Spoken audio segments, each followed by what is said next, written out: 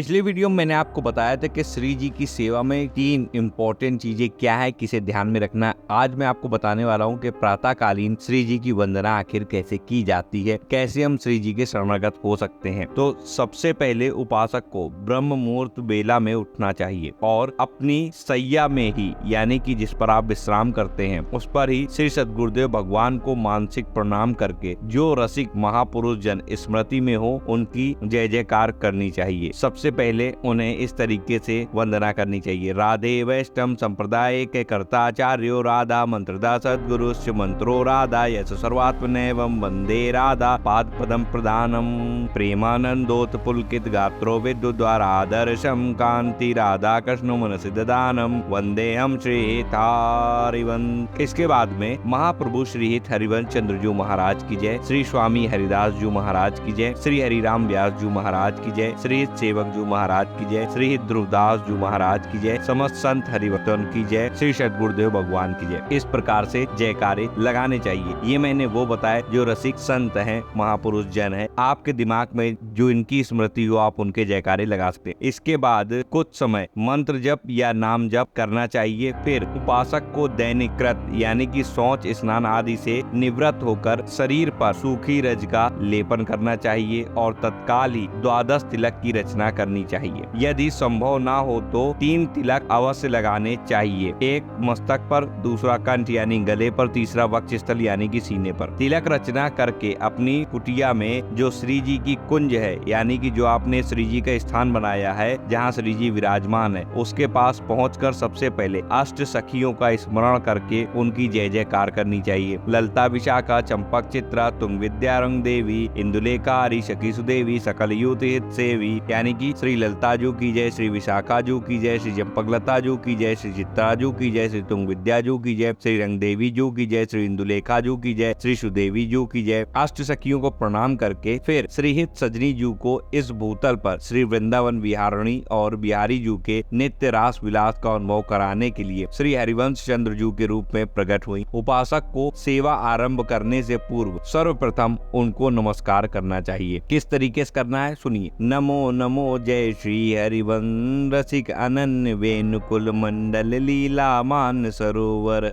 नमो जयति श्री वृंदावन सहज माधुरी रास विलास प्रसन्न नमो नमो जय श्री हरिवंश आगम निगम अगोचर श्री राधे चरण सरोज व्यास अवतन नमो नमो जय श्री हरिवंश। इस तरीके से उन्हें प्रणाम करना चाहिए। इसके बाद में मंगल गान किया जाएगा। मंगल गान आप सभी को मालूम होगा, नहीं मालूम है तो आप रसोपासना में जो प्रथम पेज है वहाँ पर आता है मंगल गान। जय जय श्री हरिवंश व्यास कुल मन्ना रसिक अनन्य मुख गुरु जन वै खन्ना श्री वृंदावन वास रस रस भूमि जहाँ कीड़त श्यामा श्याम पुलिन मंजुलता। ये मंगल गान उपासक को करना है। जब ये मंगल का गान पूर्ण हो जाएगा तब महाप्रभु को नमस्कार करने के बाद उपासक को यमुना अष्टक का गान करते हुए प्रिया प्रीतम के हृदय महाप्रेम रस स्वरूप प्रवाहमान श्री यमुना रसरानी की वंदना करनी चाहिए। उसमें आपको यमुना अष्टक का गान करना है। किस तरीके से। ब्रजादिराज नंदनाम बुदाब गात्र चंदनानुलेप गंधवाहिनी भवाब्दि बीज दायिनी जगंत्रिय यशस्वनी लसत सुधा पयस्वनी भजे कलिंद नंदिनी दुरंत मोह भजनी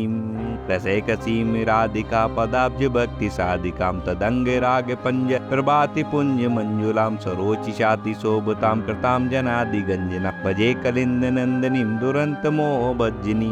इस तरीके से आपको पूरे 9 पद जो है पढ़ने हैं। फिर श्री हित सेवक जी महाराज जो कि श्री हिताचार्य की रस रीति को विस्तार पूर्वक समझाने के लिए प्रिया जू के अंश से प्रकट हुए, यानी कि श्री राधा रानी के अंश से प्रकट हुए हैं श्री सेवक जी महाराज। उनको प्रणाम करना चाहिए क्योंकि श्री सेवक जी महाराज की कृपा से ही आचार्य चरणों में प्रीति होती है और आचार्य चरणों की कृपा से ही नित्य बिहारी श्री श्यामा श्याम के चरणार बिंद की सेवा रीति का अनुभव होता है। सेवा रीति में आसक्ति होती है, इसलिए उपासक को सेवक जी महाराज की वंदना करनी चाहिए। उनकी वंदना बहुत कम लोगों को मालूम है, इसलिए मैं पूरा पढ़ूंगा, आप ध्यान से सुनिएगा। स्क्रीन पर भी आपको देखने को मिलेगा। प्रथम श्री सेवक पद सिर नाऊ करहु कृपा श्री दामोदर मोप श्री हरिवंश चरण रति पाओ गुण गंभीर व्यास नंदन जू के तुव प्रसाद सुजस रस गाँव नागरी दास के तुम ही सहायक रसिक अनन्य नृपति मन भाव। इस तरीके से उनको प्रणाम करना है श्री सेवक जी महाराज को। तो फिर जितने रसिक उपासक होते हैं उनको प्रियालाल के चरणारविंद की सेवा पद्धति का अपने ही हृदय में अनुभव करने के लिए जिन श्री सद्गुरुदेव भगवान ने श्री हरिवंश नाम का उपदेश किया, महामाधुर्य रस प्रदान करने वाले युगल चरणारविंद की शरणागति दी, सहचरी बपू यानी कि सहचरी शरीर में स्थित होने के लिए निज मंत्र दिया, उन हेतु स्वरूप श्री सद्गुरुदेव भगवान का ध्यान करते हुए इन पद के द्वारा उनको प्रणाम नमस्कार करना चाहिए। पद है नमो नमो गुरु कृपा निदान शरण शरण दया करुणा निधि मंगल रूप हरण अज्ञान, नमो नमो गुरु कृपा निदान प्रणत जनन हित हरि चरितामृत अभय करत करवावत पान, नमो नमो गुरु कृपा निदान, नमो नमो गुरु कृपा निदान आगम निगम सार सर्वोपरि दर्शावत आनंद रसतान, नमो नमो गुरु कृपा निदान, नमो नमो गुरु कृपा निदान नाम सुकत धन अपनी जीवनी अतीत मान देत वरदान, नमो नमो